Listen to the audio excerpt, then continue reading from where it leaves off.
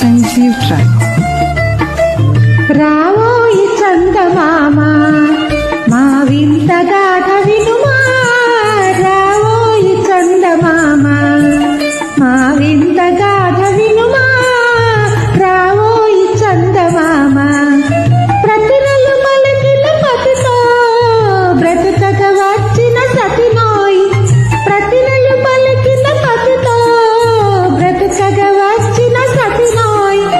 మాటలు బూటకమాయే నటనలు నేర్చెను చాలా. రావోయి చందమామ మా వింత గాథ